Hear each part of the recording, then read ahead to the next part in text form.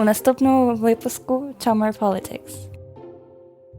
When you had a normal walk in Kyiv before, it was just like a normal walk. Now I would probably be so excited and so happy to just walk there. Just walk there without any bombing. Welcome to Choppers Politics. I'm Christopher Hope, the Telegraph's Associate Editor for Politics. Chopper to my friends. Well, across the country, British families are lining up to welcome in Ukrainians fleeing the carnage in their country caused by Vladimir Putin's invasion just a month ago. And already, Ukrainians are arriving. With us today on a special edition of Choppers Politics is Victoria Prentis, an Environment Minister and a mum who's taken in Vika, a 25-year-old office worker from Ukraine who only got here on Monday. In fact, for this podcast, it's her first visit ever to a British pub.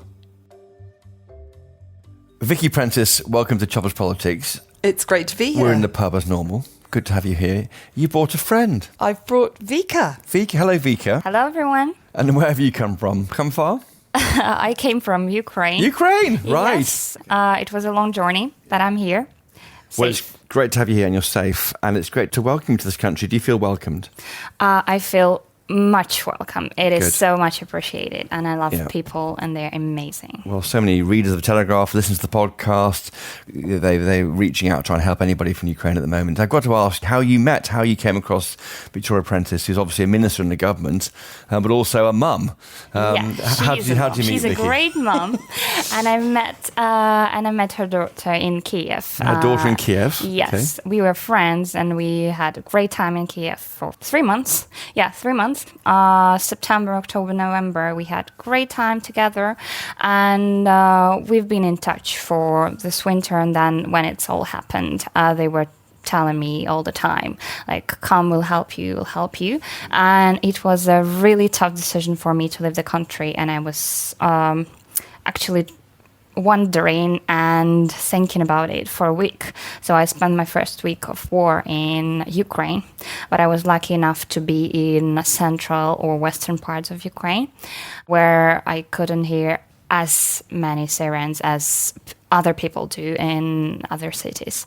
So actually, I can say I'm lucky enough to be here, but I still have parents who are in southern Ukraine in occupation.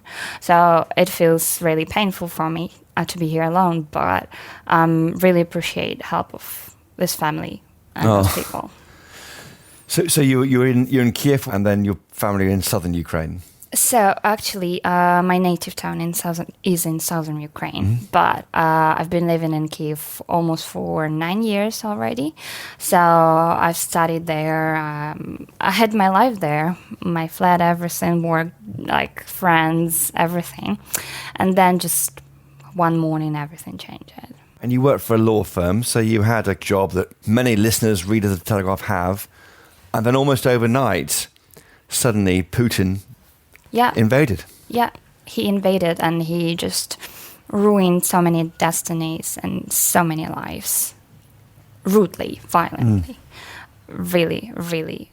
Not, I won't say suddenly, because it was planned for years, but actually it was so painfully. And I don't want people feel it, but when your mom called you at 5 a.m. in the morning saying the war started. Yeah. It's just amazing. Yeah. I can't even say. I know. That's fine. I've told you I'm going to cry. The tears are okay. Yeah. You just had to literally... What day did you decide to leave Kyiv? What was that day? What day was that? What was that like? What was that like? So, actually, I've decided to leave Kyiv the first day after I went out and I wanted to get my cash. There were 2 huge explosions somewhere nearby. And I was just like, no, I'm not staying in Kyiv, I'm leaving. And that evening, I left with my friend. It was quite tricky to get a train, but we've managed. And we left to Lviv. It's the western part of Ukraine. Lviv, yes, we know. Yes. Her parents picked us there, and we've spent a couple of days near the Polish border. But then I was just like deciding what to do, and I didn't want to leave, so I came back to Khmelnytsky region, where my dad came from, and this was 4 days there, probably 3 or 4 days. I don't remember exactly.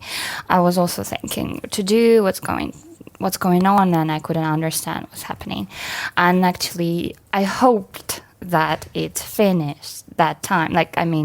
During 1 week, but nothing actually finished. So I decided to get on a train again, and I went to Uzhhorod, that is also in the western part. And I crossed the border. It was quite tricky as well to cross the border. Into Poland? No, it was Slovakia. Mm-hmm. And I crossed it with one girl. She's from Kharkiv, and she was with a 2-year-old boy. And she made this huge journey from Kharkiv on the evacuation train with, with 1,000 people in it. I mean, they're literally sitting on the floor. With pets, suitcases, children, everybody sitting on the floor, literally. There is no space. And you're actually going on train without no light. And just with the closed windows. There's no light because you don't want to draw attention to the train. Yeah, that is it. So from Russian troops and Russian planes. That is it. Lights are out. Lights are out. Definitely in darkness. Being quiet. Darkness, quiet, 24 hours. How terrifying. It is terrifying. It is just horrible.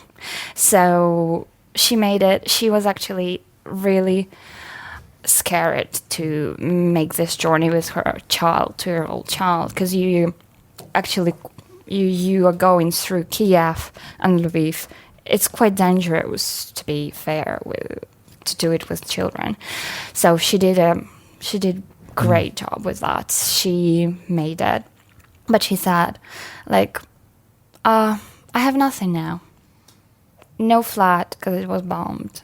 It was so painful to hear that, and that Kharkiv is just completely ruined. It is really painful to hear. And now she's going to try and build her new life in somewhere. Actually, I can hear different stories from different people, from my mates and friends, and most of them say just, "I'm homeless now.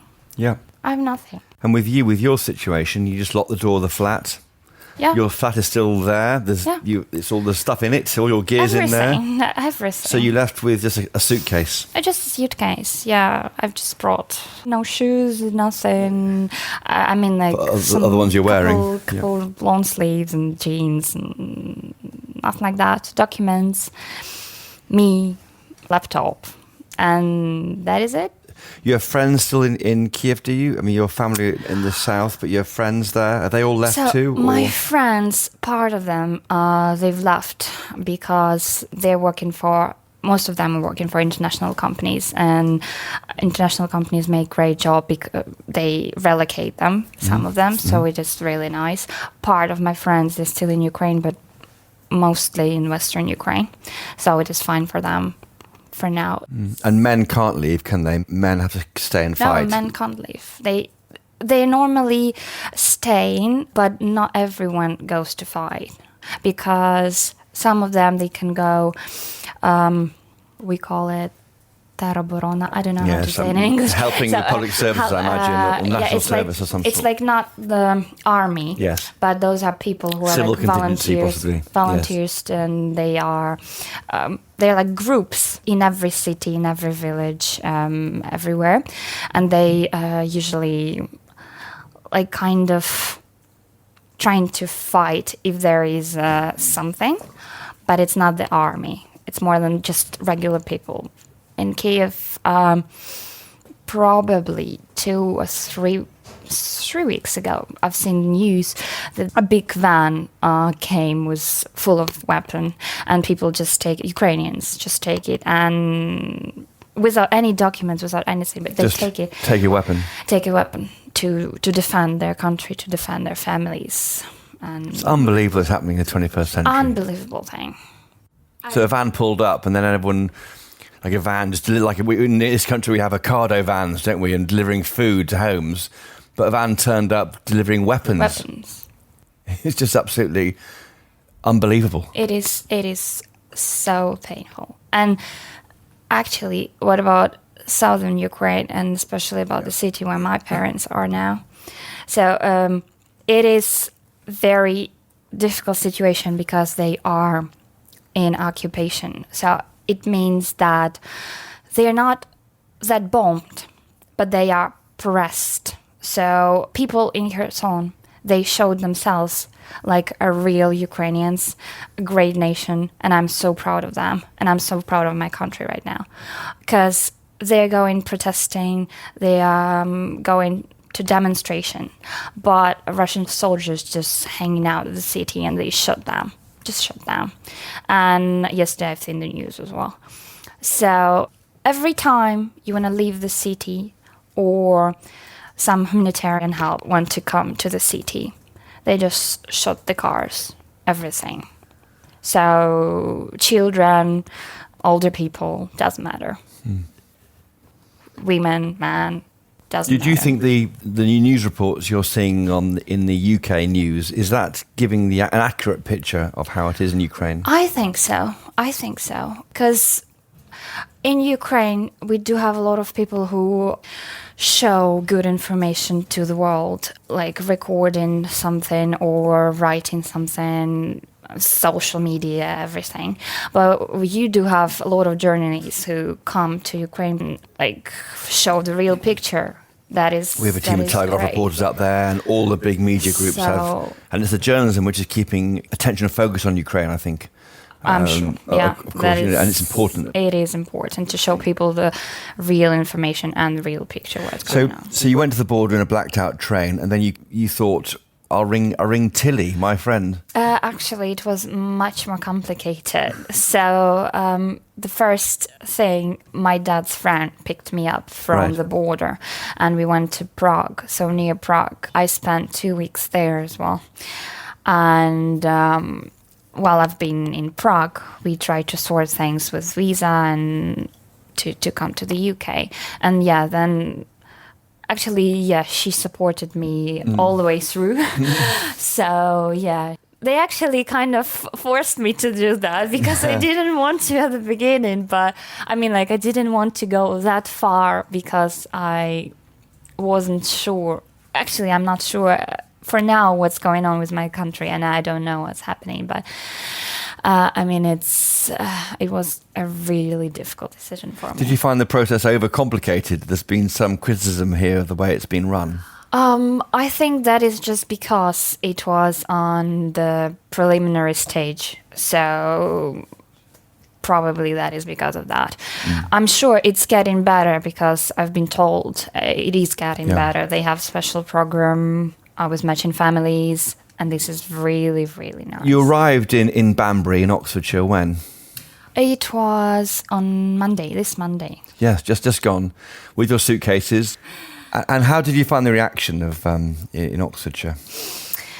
The first thing I've made when I came to my bedroom, I cried. Of course. Because I saw all these bags full of clothes and things that they've donated. So I'll talk to Victoria Prentis. So you'd alerted the village, had you? Well, my of your new arrival. daughter had put on the village WhatsApp group that Vika was coming. That's how the world communicates now, It's in local definitely WhatsApp how our groups. village communicates. And they had left envelopes with cash in. Gosh. A very kind soul had left a £100 Zara voucher. Yeah. Nice. Somebody'd been to Gap and bought jeans. Yeah, it was just amazing to see all of those things and clothes and stuff. And it's so much appreciated.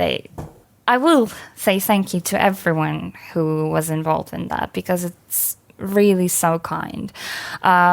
Because when you are somewhere, and even if you know the family, you don't have anything.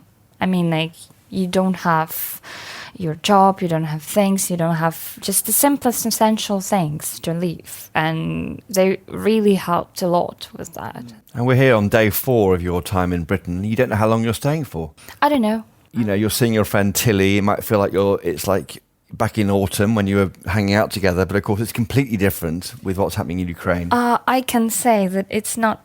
It doesn't feel for me like holidays. It feels everything that's happening is surreal for me, and I don't really understand where I am now. And when I saw Big Ben today, I was like, "Oh, Big Ben!" Like I'm not that excited that I would be if it was a normal time and normal circumstances, and I'm traveling, normal time. Have you been to London before this? No, Never been here before? My first time in England. What do you make of it? Actually, England for me was kind of one of the dreams, top list dreams. And I've told Tilly that I've had a wish list of things that I wanted to have or to do, I don't know. And there were things like having more travels, to go to Prague, to go to the UK, visit them, and to change something in my life. Here we go.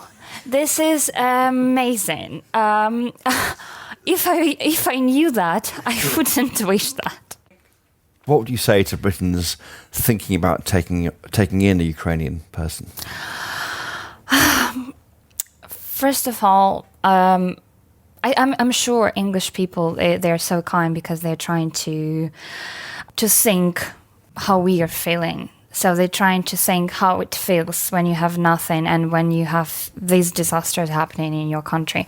And first of all, I want every person in England who want to have this refugee and Ukrainian person to think about it, to think about how it feels, what do they need, and I'm sure they're thinking about it, but still, it could be really nice to have Ukrainian in your family because we are mostly like fairly open and really nice people. But the most trouble is that you should be ready. Not all of the Ukrainians know English, so you should be ready that my generation, like 20, 30 years old, we usually speak English quite okay, quite good, because we speak it almost everywhere. We're traveling and we usually study abroad. But older generations, they don't usually speak it.